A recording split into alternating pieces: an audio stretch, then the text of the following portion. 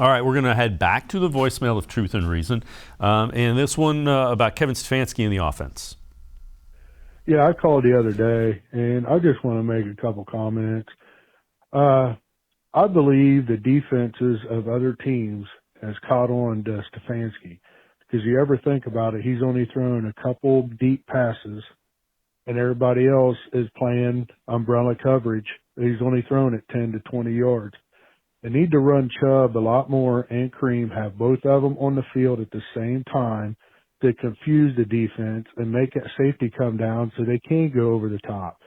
Plus, I think they need to get a top wide receiver, one or two, and make that defense work.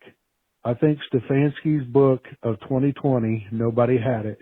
That's the reason why they were so successful. Now they have a book on him, and everybody's playing that umbrella coverage, cover two, and all that stuff. So thank you. All right, and Tim, I think there's something to that, and what I would say is the way the Ravens and the Steelers, teams in the division, not necessarily the Bengals, because the Browns offense put up 41 on the Bengals, but the way they were able to defend the run kind of leads me to believe, I don't know if it was tendencies, if there were keys, if there were tells. There were things that it seemed like the Ravens and the Steelers kind of knew the plays that were coming.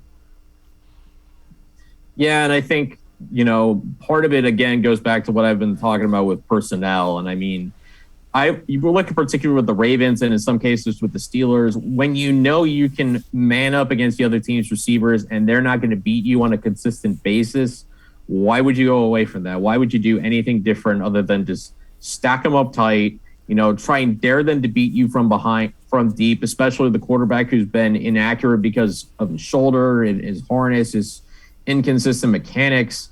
Combine that with guys who just haven't been able to separate for most, if not all of the season, and you have ingredients for an offense that, as much as they want to run, there's reasons why they couldn't or they chose not to, is because defenses are just stacking the box because they know the Browns don't exactly have the weapons to beat them outside of scheming those things open. So you need to get, again, players who can play those positions that can beat man coverage easily, much more easily, that are tough to cover in one-on-one situations to open those things up. That's what Odell Beckham was supposed to be.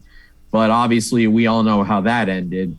And then the rest of the receivers either just aren't quick enough to do that or they aren't ready to do that on a consistent basis. So that's why they need to have more explosive players to beat those guys, to beat those defenders. Pro football, as much as any other sport, if not more, is not necessarily about X's and O's. It's about players and, having better players at those positions in a passing game where the rules are so skewed towards the offense. If you have better receivers and guys at those positions who are much more skilled, it gives you an advantage.